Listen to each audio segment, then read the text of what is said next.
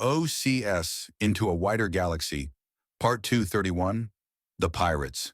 She lets out a groan as reality starts again.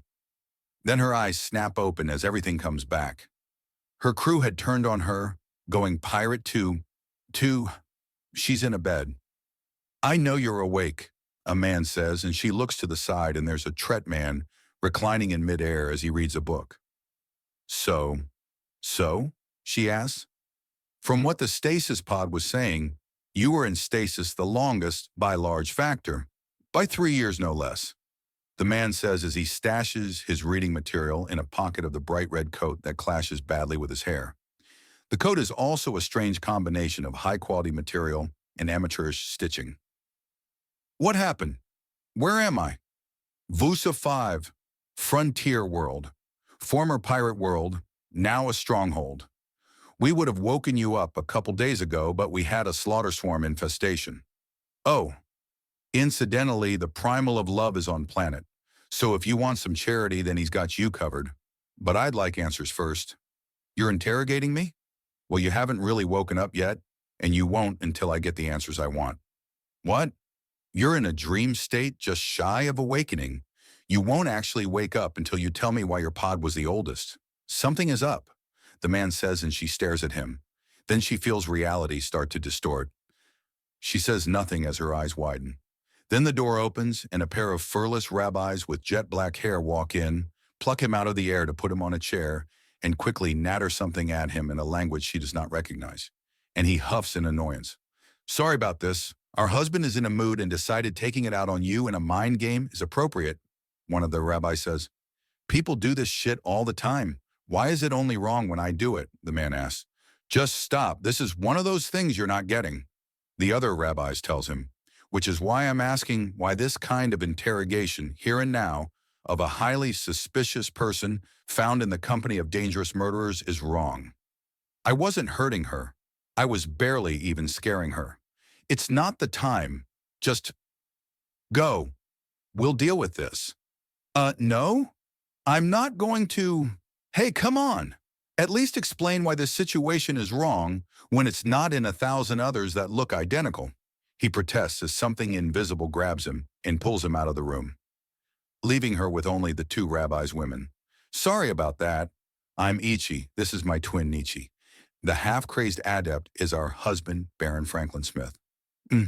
She does not trust herself to speak, especially about their taste in men.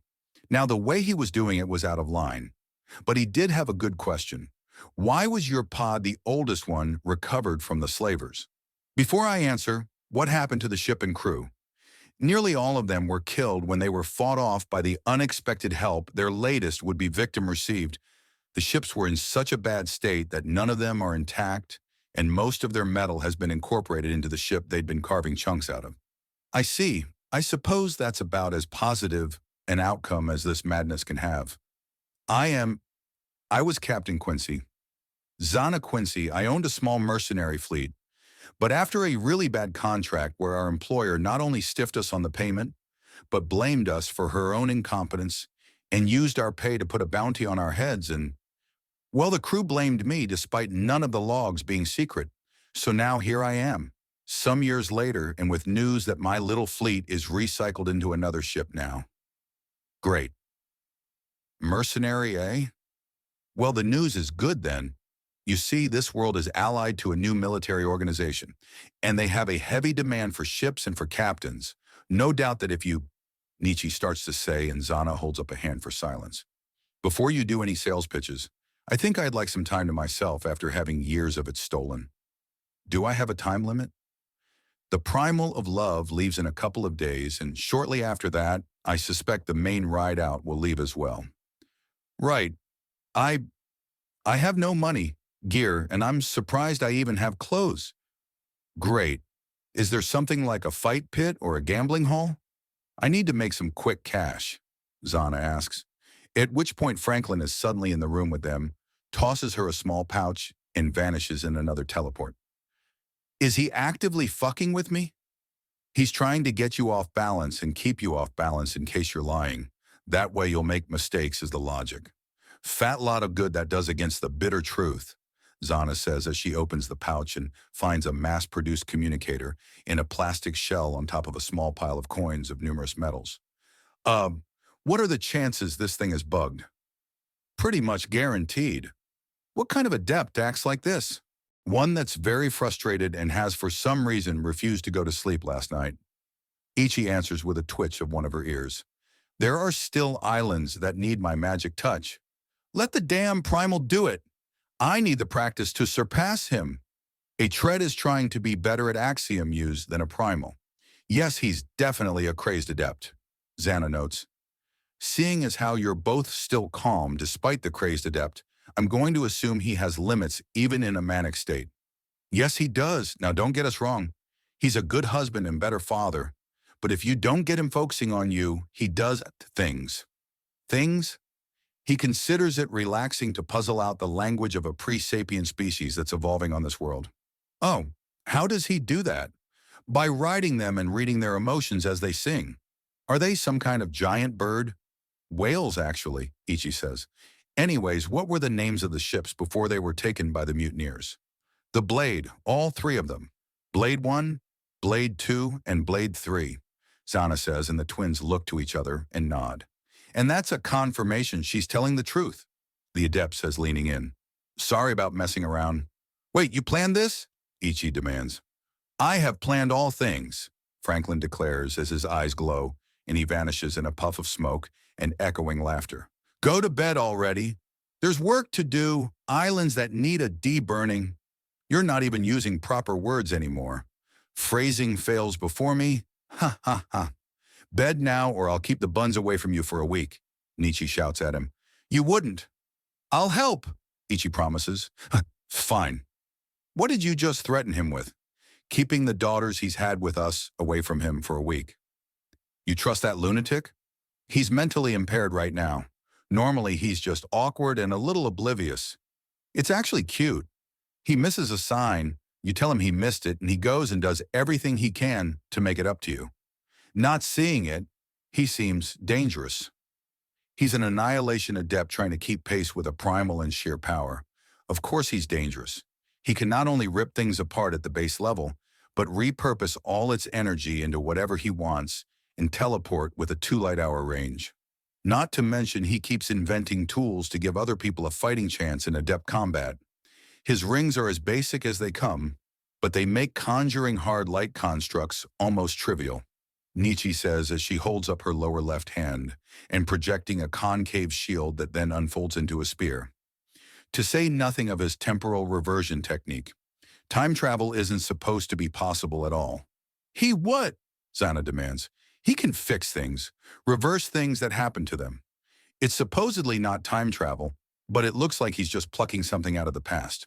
So what you're telling me is I woke up to a time-twisting annihilation adept in a manic and sleep-deprived state. Is that right? It is. Zana closes her eyes and starts rubbing the side of her head.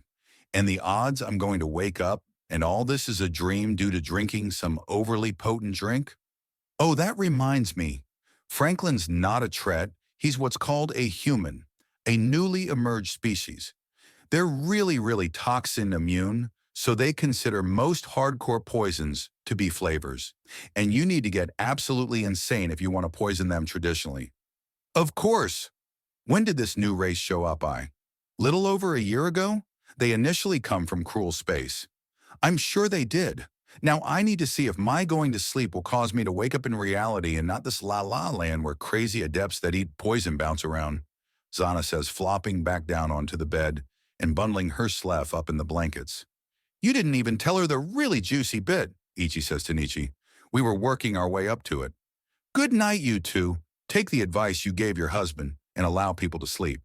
Not sure what else I expected, Nietzsche says as they arrive home to find that Franklin isn't just sleeping, but he's sleeping with the babies. Cuddling them close even as he has a little Kutha headband on that stops him from snoring. Every time I get annoyed with him, he goes and does something like this, Ichi remarks with a soft smile as the buns cuddle up close to their father, who's dead to the world. At least, his physical form is. There's something in the axiom, acting like a combination of a watchdog and a tripwire. ready to fling a large amount of energy into his system to wake him up and get him ready to fight in an instant. It had been interesting watching him perfect that odd technique. "Well, hello there, little lady. And how are we? How are we?" Salshurin asks as he finally meets little Liu Shu, and the tiny quadrupedal Lidris looks up at him in wonder. "I know, right? It's rare to see someone as big and strong looking as Mommy is, isn't it?" He reaches down and the little girl is hesitant to take his hand. Just hesitant, though, she grabs onto his large fingers and begins examining the scales in pretty pink color. She doesn't know why she's not allowed to touch, but knows that she's not allowed, Salshurin says gently. He then reaches in fully and picks up the tiny girl, hefting her upwards to bounce her in the air.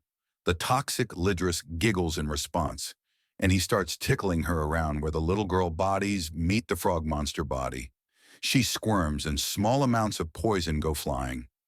It's not intentional at all, but still quite dangerous. Oh, poor baby.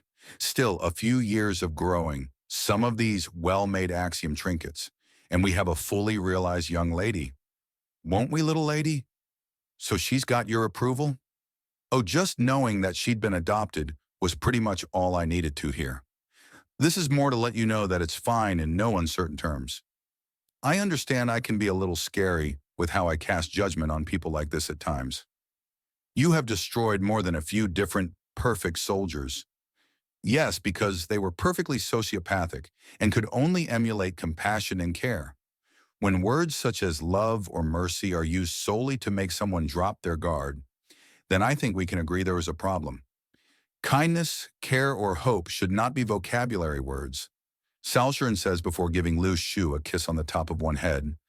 Then as the little girl clamors for more, he gives each head a kiss. This little lady, though? A lovely and occasionally deadly little wonder.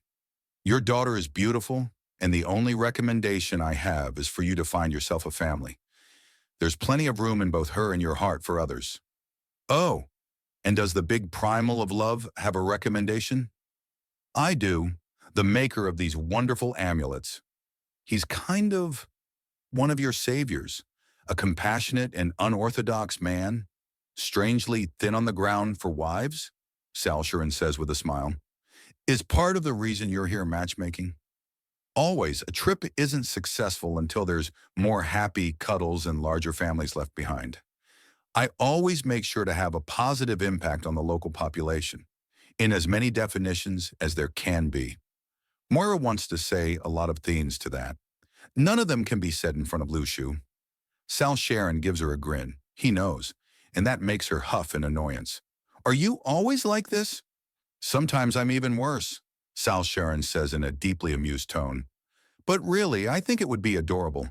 Rescue romances are a thing, and the big strong adept that saved you and avenged you is not to be overlooked. Moira just gives him an unimpressed look. He gives her a big smile in response. No, really, it's a good match. He brings excitement, you stability, and the balance means, can we not talk about my love life? All right then, enough about your love life. Instead, let's talk about this little love in your life, he says, giving Liu Shu a little bounce. You're having way too much fun with this, and you're having far too little.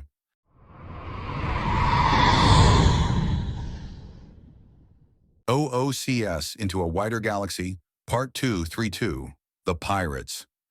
The distance had been extended by 50 meters, but the bullet still goes right through the initial bullet hole. It was his little trick shot. 15 shots, all so close to each other, regardless of distance that you need scientific tools to tell that it was more than one. A combination of threading the needle and a bullseye at the same time. He was getting better. A combination of completely perfect pinpoint, firing with the long gun and quick draw with his pistols. In fact, he focuses and lines up everything in his mind. Then he sets down the rifle and draws his pistol, aims and shoots all in the same moment.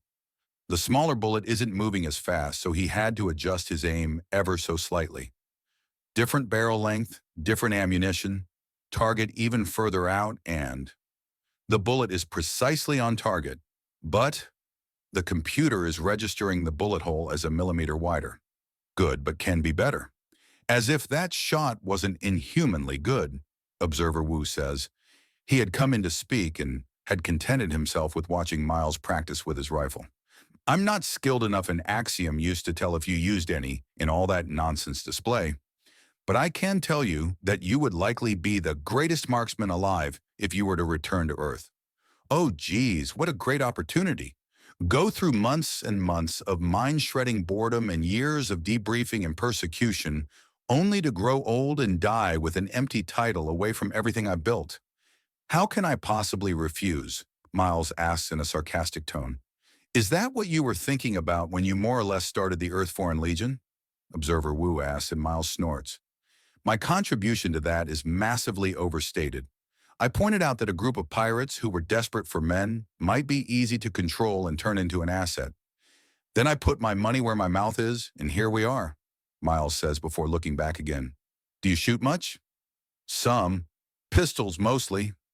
Show me, Miles says as he inputs a few commands and a second target shows up. Why? Observer Wu asks, even as he walks up to do so. Something to do mostly. No doubt the questions you've asked time and again have been having similar enough answers that you've basically had this exact conversation some 100 or so times already, if not more. So, what inspired you to take this world? Observer Wu asks. Just because there are going to be some questions I have to ask doesn't mean you don't have some unique answers for me.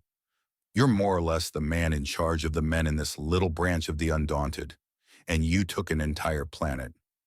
What could possibly inspire it? At first it was pure spite. We had gotten our hands on some good product that one of the main gangs in charge of this world had wanted. So me and the boys were in disguise as boy toys with hidden weapons.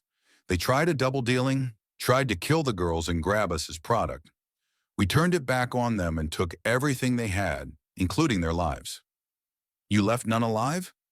We left none of the girls in charge alive. A lot of the rank and file of organizations like this can easily be turned into more law-abiding souls. Just change where their money comes from, and they go from gang member to normal woman in no time at all. But why take the whole world? Because this place was the armpit of the galaxy. You've seen Star Wars, right? Yes. Well, to quote Kenobi, you will never find a more wretched hive of scum and villainy, Miles says. That bad?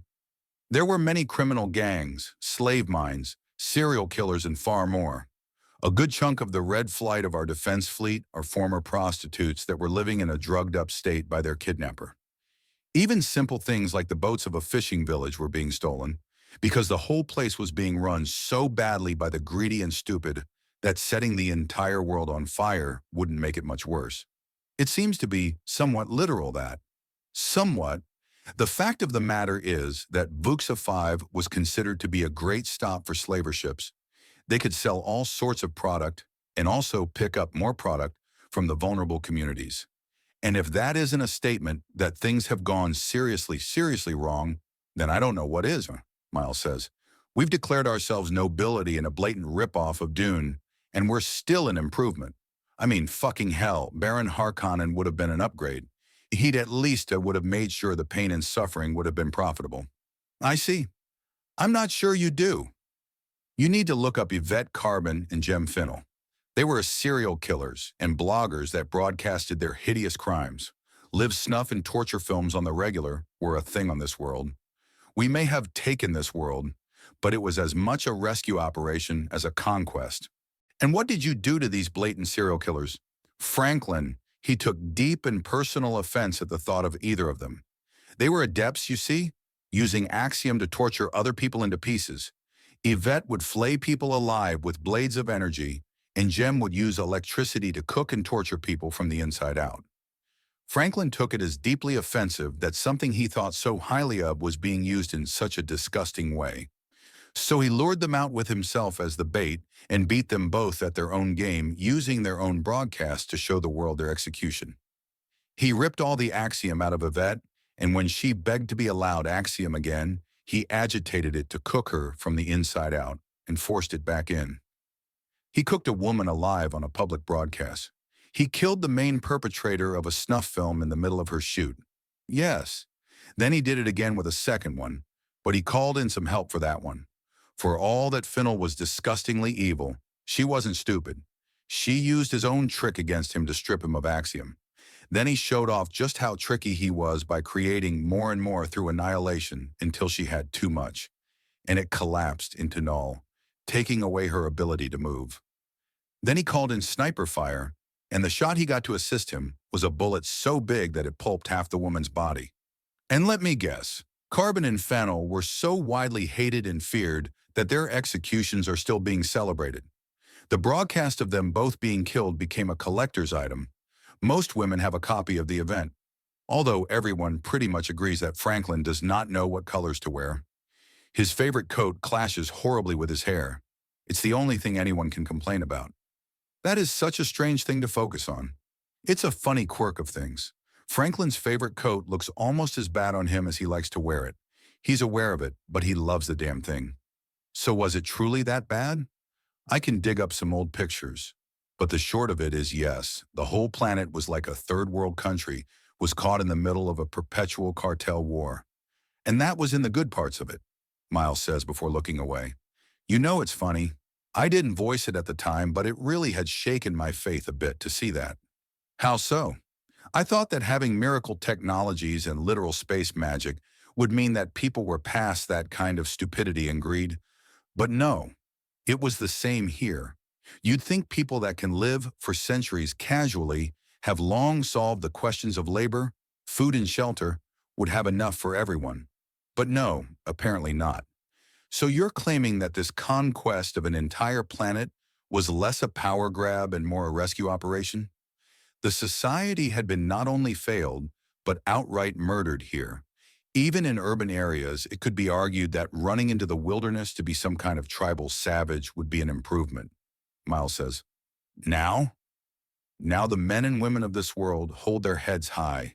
They are armed, they are proud, and they are fed and feel safe. Even in the midst of a planetary crisis, or rather, just after we clear through one.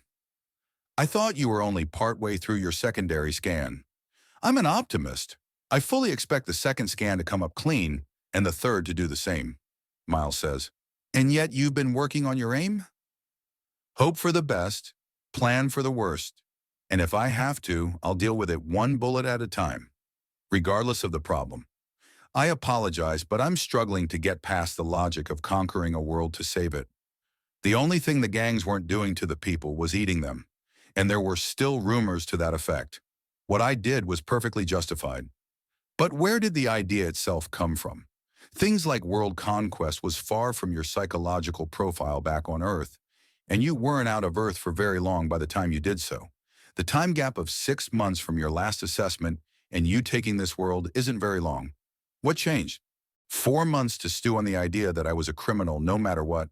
I was doing the impossible, had to do the extra impossible to even consider going back home, and now I was surrounded by horny and hot pirate women of all sorts of descriptions. The original idea to take this world came from Agenda, but it might have been a joke. But it was one we took seriously and put a plan together. And it started fitting together.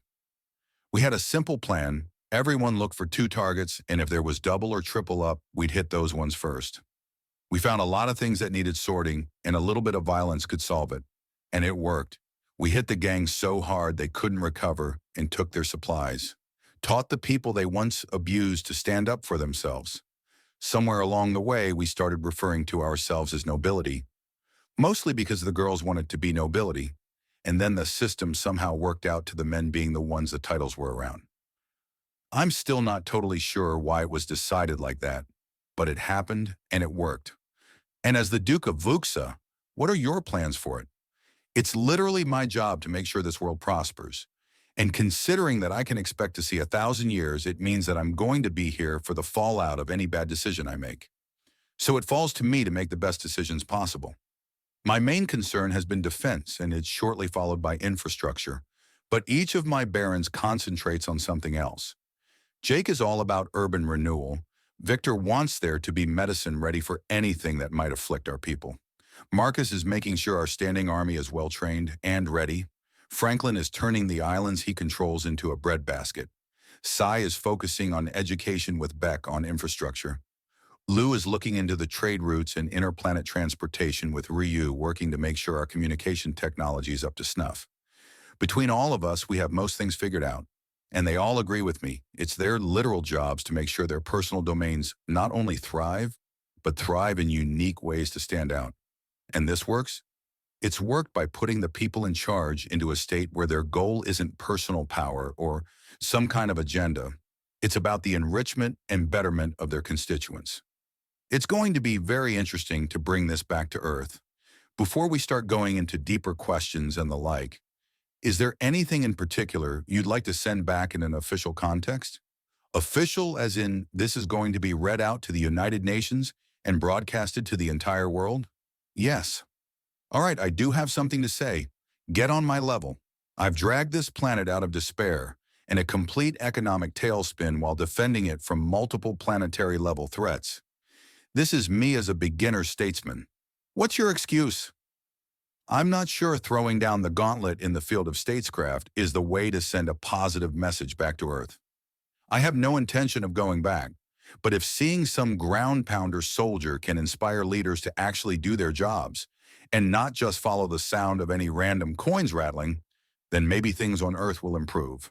I have no political training or experience, but I dare any politician alive to claim they've done half so well as me.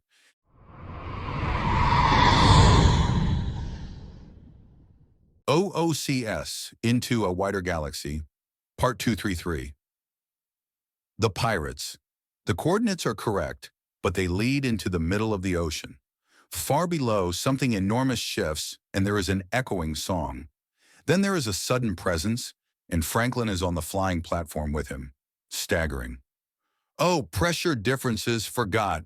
Damn, that hurts, Franklin says as he reaches the railing and sways.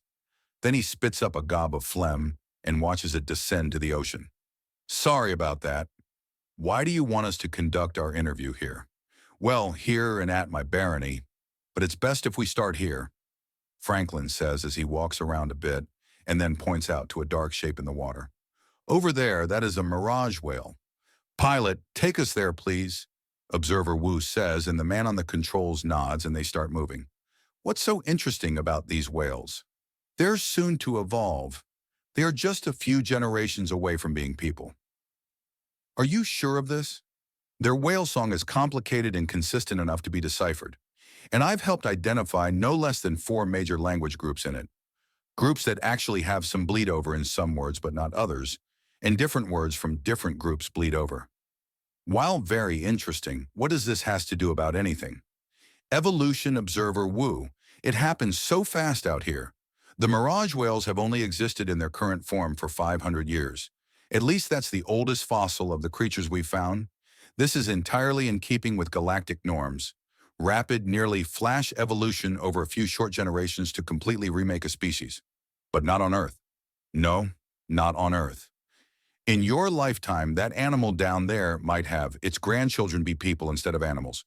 When that happens, it will receive a designation, a name, and VUSA 5 will be its registered homeworld. I'm telling you this because axiom is in all things. It's powerful in not just the obvious ways, but also in the subtle as well. That creature down there is skipping thousands upon thousands of steps of evolution as we speak, Franklin explains before looking directly at Observer Wu. Except it's not. This is normal, completely normal to the point that there are countless species that you can trace directly back to the point they became people. Life on Earth is tougher, more resilient, and more thorough. But the cost to that is that it emerged at a snail's pace. While interesting, why did you bring this up? Because I'm afraid details like this might slip through the cracks. I'm bad at assumptions sometimes, so if I'm wrong, please tell me. But would I be right to assume that just about everyone has given you the speech about how the extra orders were completely insane, and that sending you out is insult to add to injury? It wasn't said quite like that before, but believe me, I've got the message loud and clear. Then you don't need to hear it again from me, even if I just kinda did give it, but no, never mind. What I want to show you is benefits and details that will slip through the cracks compared to a lot of other things. This is one of them. The galaxy outside of cruel space is always shifting and always different, but there is a pattern, a familiar one. Have you spotted it? Please just be very clear about things. Guessing games muddle things. The alien animal about to become an alien person I just showed you is a whale, a kind of creature we not only have on Earth, but in many varieties. For all that the galaxy is a shifting, altering, and evolving landscape, it's also familiar, because back on Earth, everything is being thrown at the wall to see what sticks. And on Earth, some things stuck and others didn't. But out here, in different circumstances and with Axiom to hold up what can't work on Earth, we get these sorts of things. This is a subtle way in which Axiom shifts everything.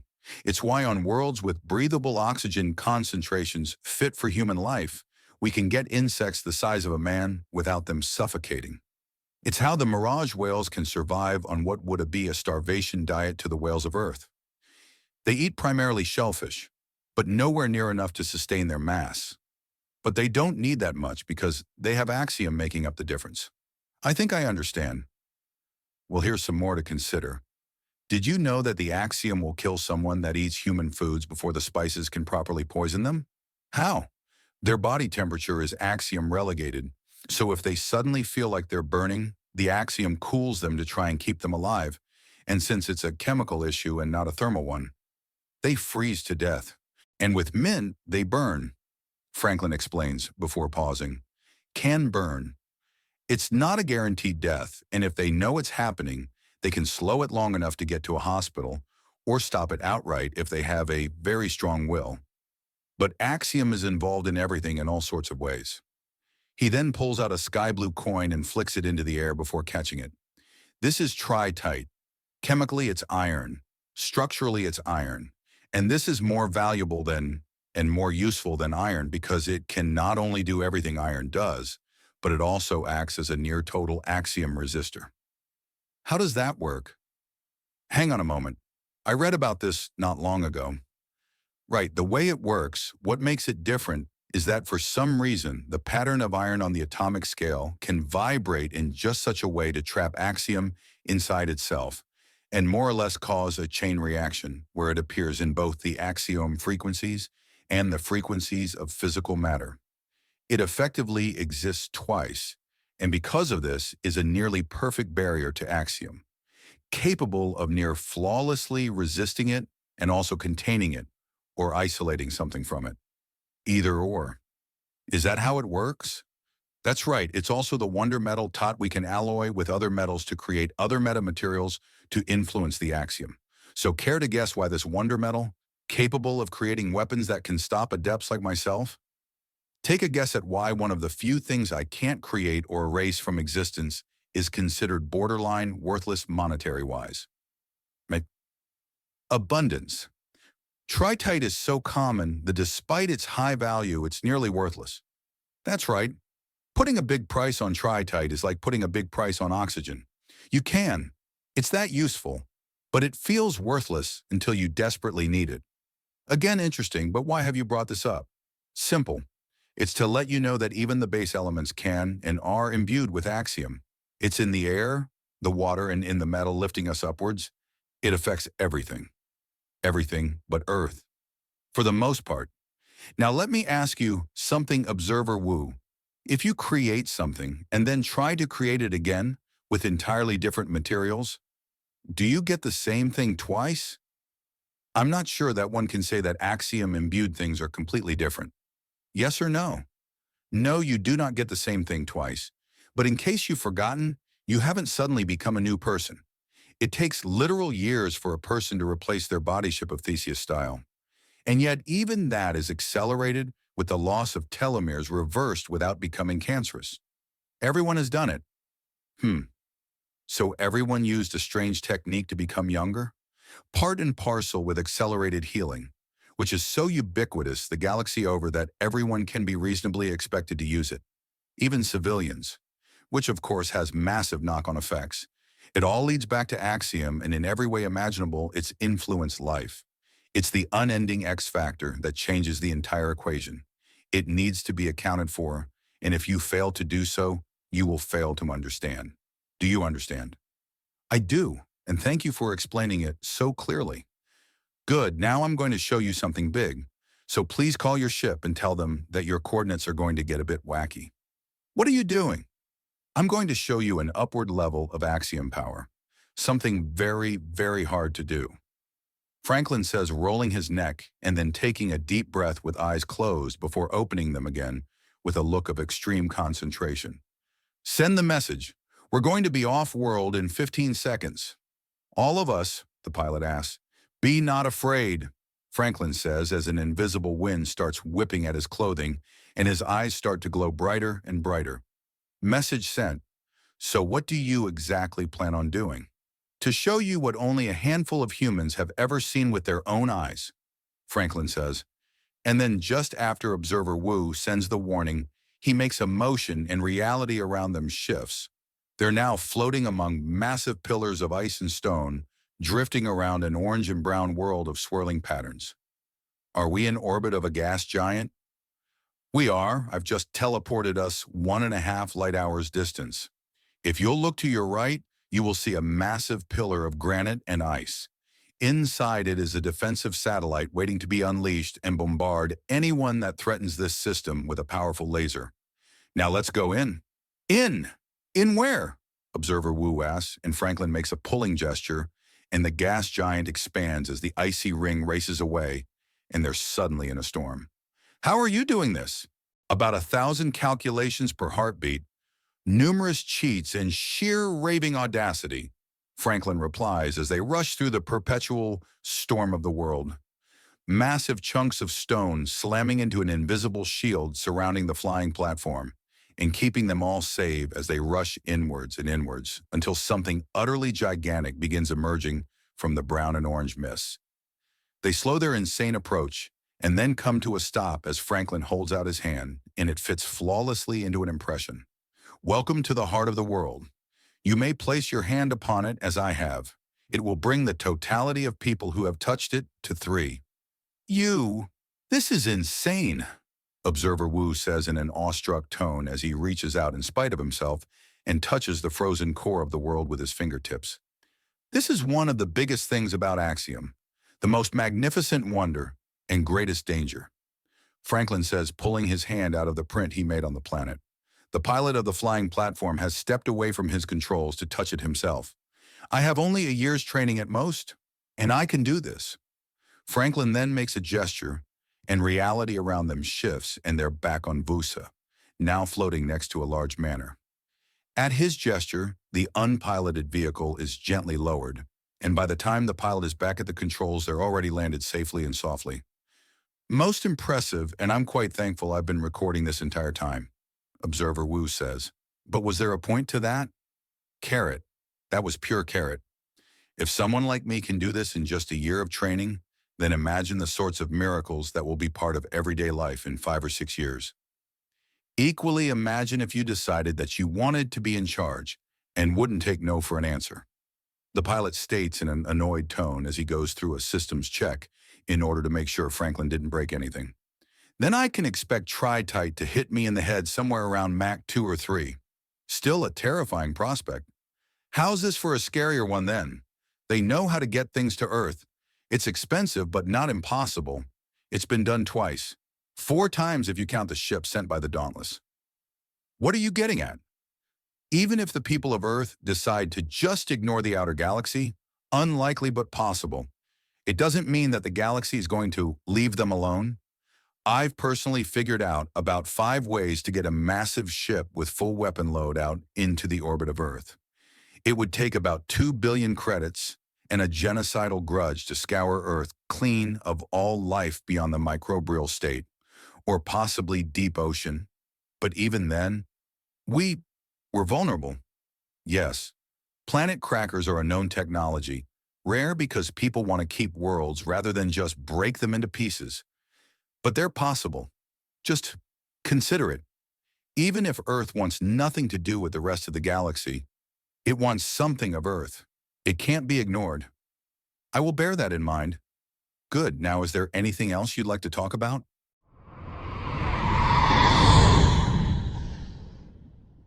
OOCS, Into a Wider Galaxy, Part 234, The Pirates. I'm not that late, Observer Wu chides him as Jean-Luc jerks awake at his words. No, but I'm a soldier. I can sleep anywhere and at any time. Jean-Luc says before cracking a yawn. Come on, I've had a bit of a talk with Franklin about what to show you, and we've come up with something good. You brought a communicator, right? I did. One that uses Axiom for power, right? Yes. How about your body cam? That Axiom tech? No, it's not. Why is this important? Because I'm about to show you something that you can't see with Axiom tech, but can without it. Also human eyes as opposed to those of any other species. Jean-Luc explains. What? Franklin explained about tritite, right?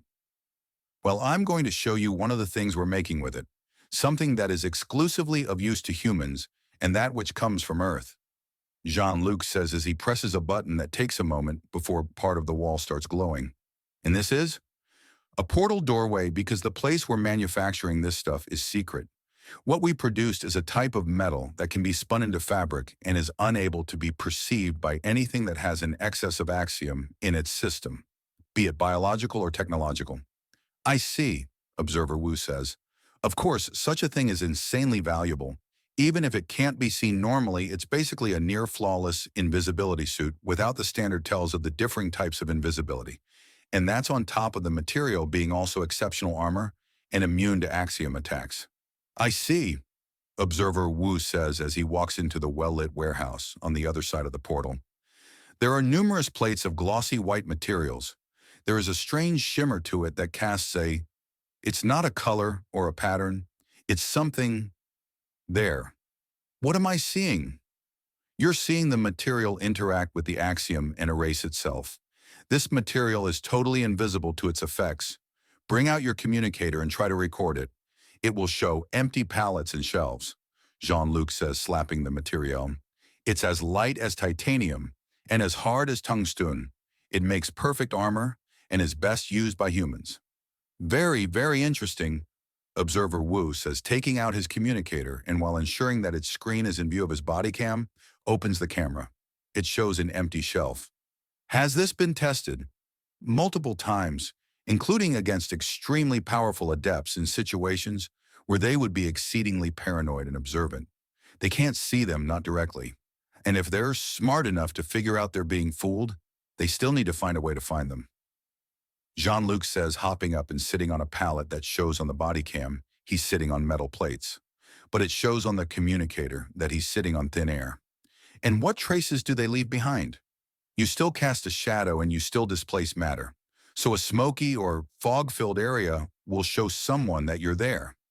But even then, a direct axiom effect isn't going to touch you and you're still in very strong armor. And how does the invisibility work? Observer Wu asks, and Jean-Luc hops off the pallet and walks behind it. You're still visible. It's what makes it so good.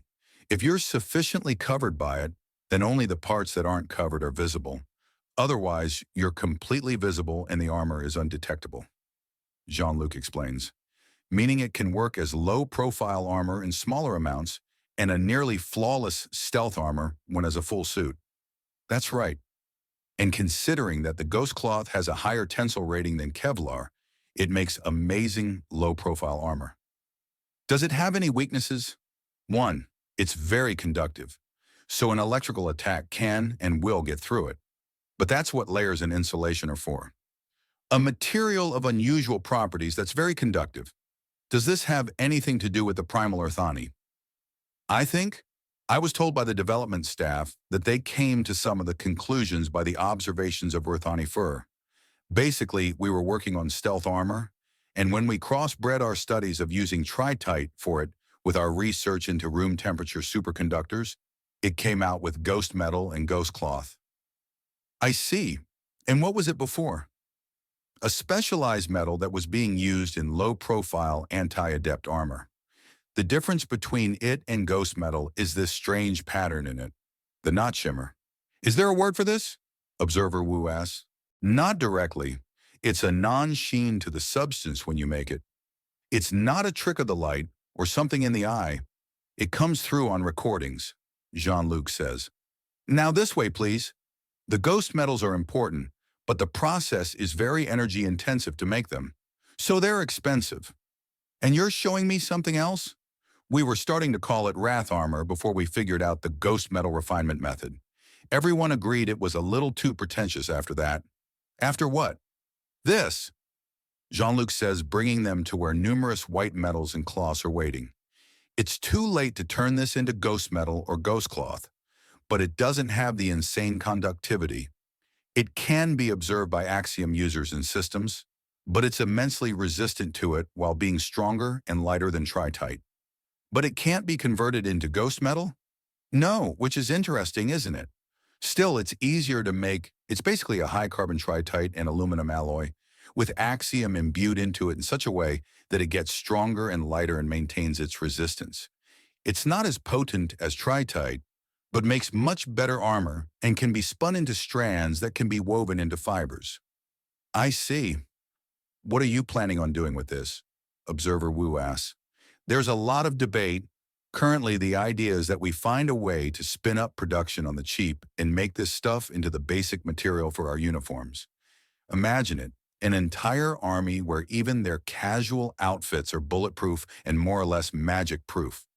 Because let's not kid ourselves, Axiom is bullshit space magic.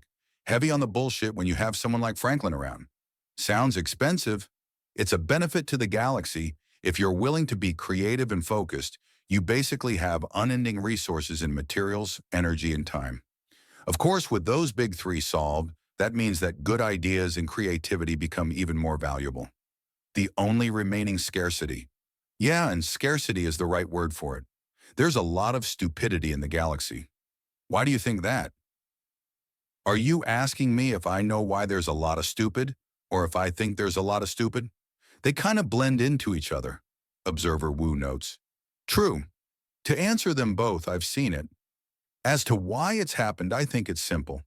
The medical tech is so advanced that people don't really learn from their mistakes.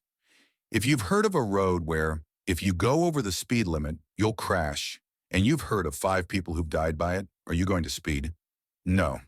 Now, if you remove the hearsay about the deaths and instead hear about some locals who race along it all the time, are you going to be anywhere near as careful? Of course not. That's why there's so much stupid. The sheer ability of society to recover from its mistakes means that it isn't learning. Not from its mistakes and not from the mistakes of others. Sometimes good things can become bad in excess, Jean-Luc says, which is a very real concern back on Earth. What happens if people stop dying? How quickly will overpopulation sweep the world? Well, considering we have a reliable FTL method that works inside our patch of the galaxy, I doubt it will. Even if not a single human ever emerges from cruel space again, there's still a full 0.5% of the galaxy in there. That is an insane amount of space. Even if you're only counting worlds that are big enough to have a decent gravity to them, there's room for quadrillions, if not quintillions with ease. Expand it to moons, planetary rings, asteroids, and space stations, and the numbers expand exponentially. There's plenty of room, we just need to streamline making use of it. It would also streamline leaving for beyond cruel space. How is that a bad thing? If people want to have magic space adventures, then it's best to let them leave, right? At what point does keeping someone excited, energetic, and inventive where they don't want to be start to sound like a bad idea? What are you getting at? I'm not as optimistic as some of the others, so here's my pitch to the people back on Earth. Let people leave. Most of them will be the troublemakers anyways, or the people that just don't want to do anything in your society. Keeping them locked up is going to cost more money in the end than letting them go. And it will cause chaos and discontent if you force people to stay. But if you let them go, you not only get rid of a potential problem, but also earn their gratitude. It's the best course of action. Let the potential trouble leave. An interesting plea, Observer Wu says, and Jean-Luc shrugs. I'm a little odd for a Frenchman. I think that the revolution could have been done a little better. I'm trying to make the next one a little less bloody. You think that there's a revolution coming? Yes, I see. It's easy to see why. There's a new world to be had with unending wealth just beyond the horizon, and there are many people trying to stand in the way of that. If the people want it, and they will want it, they'll go to further and further lengths to get it. And if that eventually involves a guillotine, then it will eventually involve a guillotine. Chilling. Look to human history and tell me I'm wrong. Look to the patterns for when violent revolutions happened. Look at the parallels. The big wigs back on Earth are getting a pressure release valve. They'd be insane not to use it. That's quite the opinion. It's not an opinion, it's a fact. Former Captain Zana Quincy swirls her drink in its glass. Apparently it's a simulation of a human drink that was safe for her to have. Apparently the real stuff could send a Canador reeling in these quantities. Multiple species, polities, and more. Up to and including a former pirate world going legit and becoming a safe harbor at the edge of wild space. She notes to herself as she sees the slight amount of sediment from the herbs in the drink. This thing had a lot of flavor, but kicked her in the face like she owed it money. The door to the bar opens and she glances back. Her eyebrows go up as a small army of men waltz in, all of them of different species and sizes. Many of them grab seats all over, and one of them, a Platin with muscles so large he seemed to be less a normal man and more a walking mass of muscle, slips onto the stool next to her. "Hey, barmaid, just finished a big flight and fight against those damn slaughter swarm. I want something dirty in a clean glass. Please and thank you." He then slaps a small pile of coin on the bar top. "And some snacks." "In a moment, Chonky. I'm grabbing all the beers your squad mates always order," the Drin running the bar says as she rushes around.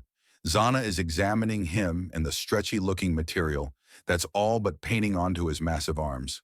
"I'm in no rush," Chonky says before glancing at her and noticing her staring. "See something you like? What happened to you?" "Me? I was in a pimp's stable for a bit. I was the fetish product. She fed me every drug on the market that inflated these things like balloons," Chonky says as he flexes an arm, which quintuples in size and looks larger around than most torsos now. Not that it's much use compared to a natural muscle, it's as weak as it comes. Sure, it's big, but I can't do much with it beyond fail to keep any non-stretch clothing intact. And you haven't used a healing coma for it because I don't even know who I am without the stupid things, Chonky says as he flexes his limb. Still enough about me. No one leans over the bar like the world is weighing them down without a story. What's yours? Mutiny on my little fleet cost me 5 years of my life, all my savings and all my ship's indignity. So I'm not wondering where to go. I already know. But I hate that I only have a couple options. I used to be able to pick any direction and just go there. And if someone had a problem with it, they could suck it. Now I've got one destination. And even if it's a good one, hell, even though it's one I would have taken years ago without thinking too much, I still hate that it's the only option I got. I hear that. Believe me, I fully get hating the feeling of being trapped. What's your name? Zana asks him. Tatulin, Remal Tatulin V to be accurate. A pleasure, miss. Captain Zana Quincy. Former captain at any rate, although likely not for long. Oh. Well, if we're going for military titles, I'm Red 7 of Vuxa's Defense Fleet Red Squadron. Call sign Chonky. A pleasure to meet you, Captain. The pleasure is mine, she says as her eyes wander. He catches that and gives a slightly strained smile. I'm sure. Oh, I didn't mean. It's natural. I was made to lure in women to spend money. Not your fault it got you.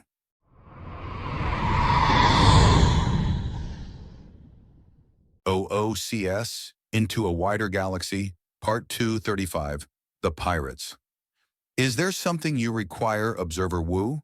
Victor asks as the Earth-aligned official arrives. To speak with you, you all have differing views and they've been enlightening. What is yours? Unlikely to be of use to you. I am no great philosopher or pusher of boundaries. I do my duties to the best of my abilities and to the fullness of my capacity. No more and no less, Victor says even as he studies his layout, which is why your insights are of value.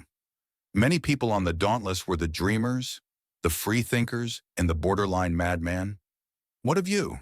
The dutiful, the determined, and the focused. Victor raises an eyebrow and then puts the data slate into projection mode to show the three-dimensional outline of a large facility. Do you know what this is? I do not. This was an illegal bioweapon research laboratory hidden beneath a bunker, so close that when we were clearing out the bunker of the detritus, a living nightmare made of it, a stray shot breached the internal walls of the bunker into the laboratory.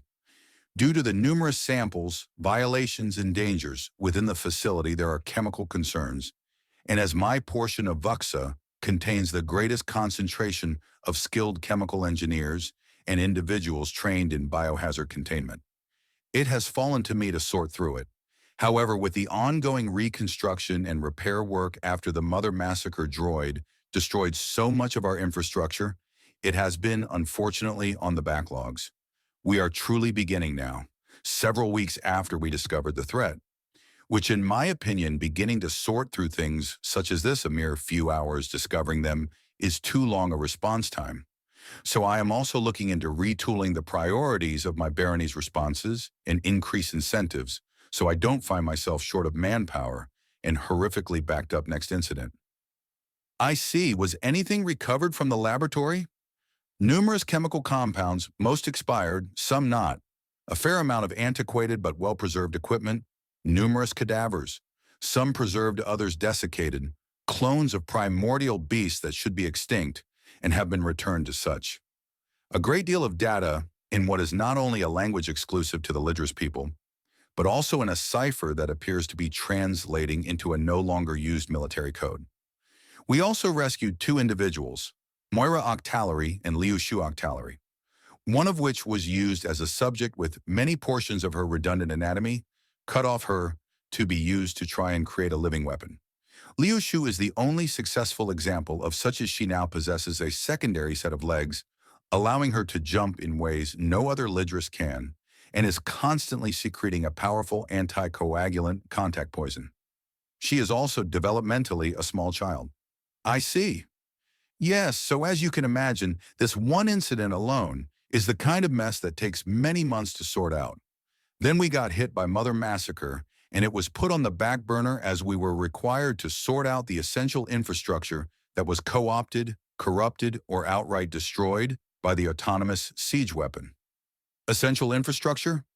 My barony provides a full 70% of all locally made medical chemicals and resources. If we go down, then the hospitals start going without painkillers and bandages. Not something I want to see happen even to my enemies, let alone to the people I am responsible for protecting. So if you will, please excuse me. I will be returning to work now. We're only up to 40% pharmaceutical production, and that is nowhere near sufficient, Victor says, before shifting the data slate into a normal state again and giving it his attention. I still need to ask the questions, for the sake of the record and thoroughness. Observer Wu says and receives a sigh in return. Very well, Victor says, setting aside the data slate and locking his fingers together on his desk as he gives the observer his full attention. Ask away. In your experience, what is the galaxy's view of Earth? Most are disbelieving of its existence. The idea of a world physically existing within the null of cruel space somewhat strains their credulity. For many, that the planet is life-bearing is already enough to make them disbelieve what you are telling them. Hearing that it has produced a tret adjacent species causes even more to call you a liar. Then when they read the base description of a human, they seem to go through several stages from disbelief to acceptance before coming to a near universal position that there is some greater entity that is taking pleasure at their suffering. After that, further information is almost always met with some degree of disbelief and displeasure, as the people of the galaxy are overwhelmingly female, and while perfectly capable of living a full life and reproducing without ever coming into contact with a male, very much wish to. I see. Is that all? That is the view of Earth and the existence of humanity in general. Individuals, of course, have their own reactions, as do organizations. A person right next to them is, of course, harder to deny, and an organization actively working in their vicinity is also hard to disbelieve. But some people are determined to do such, Victor says evenly. Is there anything else? Very well. What do you think the effects the outer galaxy will have on Earth? And why? I believe that unless some group attempts provocation, the effects will be minimal. While it is easy to dismiss a half percentile or a quarter of a percentile as a small amount, when dealing with it being a percent of the galaxy in either area or length respectively, the small portion is rather massive.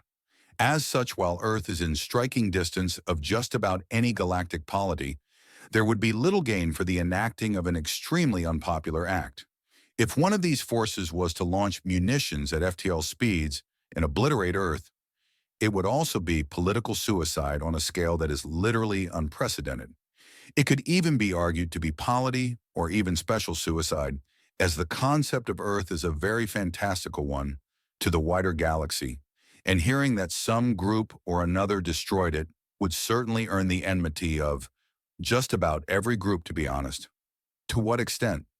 I believe that anyone who supports an individual who could be legitimately blamed for the destruction of Earth could expect to be murdered in short order, with no consequence to their killer beyond being potentially awarded and rewarded by their government and their government's allies, Victor notes. As for how human-based groups are being observed, well, my own is one, and we are beloved as bringers of freedom and order to Vuxa. The Undaunted as a whole have a sterling reputation as far as I am aware, and I believe that our numerous bounty hunters and other loose-leash individuals are seen as examples to live up to the galaxy over. So I would assume we're rather well-regarded. I see. Is there anything else? I should be the one asking you that, Observer Wu. I want to return to the administration and upkeep of my barony. I can do that when we're finished. I see. Thank you for your time, and just ask it. You do not need to sneak it up to me. If you were offered a chance to return home, would you? I currently control an area roughly half the size of my home country. Even putting aside the previous actions of my government and the factor of axiom and my own personal relationships, why would I go from ruling my own nation to serving in another one? You're asking me to take an enormous demotion of powers, wealth, and status. The answer is no, Victor says. Makes sense to me. Thank you for your time. And thank you for your brevity, Observer Wu. You know where the door is. Best of luck with the remainder of your assignment. Victor says as he picks up the data slate once again and begins quickly reading once more. Anda looks out over the entire superstructure of the solar wind and just stares. The ship was finally at the front of the line, and a small swarm of smaller ships were maneuvering large chunks of plating to armor her ship more thoroughly. She had taken both the charity and the contract. Sal Sharon. The primal of love would pay for her ship to be restored to full strength. The Undaunted are paying to reinforce, uparm, and up-armor her ship. She also has a contract. Apparently a group of cadets are finished their initial training and are of age. They're signing up to the Undaunted. Their continued training will be on Zalwar. Excuse me, I understand you are Captain Anda of the Solar Wind? An unfamiliar voice asks, and she turns to regard a Muffus woman. An air of exhaustion and long-buried rage swirls in her axiom as she regards her. I am. Who are you? Former Captain Xana Quincy. I understand that my old crew took a bite out of yours. What? You? They were your crew? They mutinied and threw me into a stasis pod. We were mercenaries until then. I hear they went full slaver. They did, and they came for my family, killing too many of us. Anda says, turning away from Xana and glaring out at the solar wind to not displace her anger. What do you want? To see if there's some way to make things right. But I suspect the answer is a resounding no, Xana says, and Anda's glare turns to her. You're right to be angry. But you didn't do anything. Didn't I? I failed to see the mutiny coming. I failed to stop it, and because of those failures, you lost your family, Xana says before pulling out a pistol that she holds out for Anda to take. What are you doing? We're both fleet-born, but from different fleets. My own tells me that you're owed this. Take your shot. What? My incompetence led to the near destruction of your ship, the death of countless family and crew. Take your shot. You're owed it, and I deserve it, Xana says, and Anda pulls the weapon from her hand. Xana staggers as if unbalanced. Are you drunk? So what if I am? I wanted a little something before I fucked up. Just get it over with. I deserve it. You're drunk, Anda states as she activates the safety on the weapon. No amount of shooting this girl will bring her family back. I deserve it. It's the only right way out. I couldn't control my crew or my ship or, Xana says as her tone starts to slur. Whatever she drank, she's having a harder and harder time fighting it off as it wreaks merry havoc on her body. The door to the viewing chamber is opened. There you are, a man's voice says, and Anda sees a Platin man with a boyish face on top of a body that's just a mound of muscles rush in. For the first time in her life, the mere sight of a man disgusts her. Who the hell thinks a nightmare like that looks good? What? Why are you? Zana starts to say, before the man grabs her and applies a patch to her neck. Zana collapses instantly and the man picks her up. So what just happened? Anda asks. She swiped a drink rated for Canadors before rushing off while ranting about making things right. The patch will keep it from killing her. Now what was she doing here? The man asks. She wanted me to kill her. What? Something about her being another kind of fleetborn and how the mutiny that took her ship caused all this, and I don't know, is she actually former captain of the 3 ships that hit you? Yes, they were keeping her in stasis, like a trophy. The man confirms and she can feel the weight of the pistol. Her fingers run down it. Some stranger drunkenly rambling that it's their fault is one thing. Confirming it is another. It would be so easy and she tosses the pistol before that idea goes any further. She's not a murderer. Not now, not ever, no matter how tempting. She then looks back at the massively distorted man and has to ask, I was force-fed steroids of every type, the man says. Why? Some women have a fetish for this madness, and I was trapped in a pimp's stable, he says in a clipped tone. Sorry, I am Pilot Ramol Tatalin V, Red 7 of Red Squadron Vusa Defense Fleet. Call sign Chonky for obvious reasons. Oh, she says and then finds the words pushing against her teeth. Why don't you do something about all that? Personal issues I'm still working through. Part of it is I can't really remember being anything else. And as gross as it is, it did save me from being more used, he says, looking down at the almost comically small hand at the end of his massive arm. His muscles do not fit on his frame. You're not going to, you know? He gestures to the unconscious Zana on his oversized shoulder. Number she's doing that herself. Heh, cruel and unusual it is. What? No. I mean, that's not what I mean. She's clearly feeling just as bad as me about this, and killing her won't make anything better, and stop snickering at me.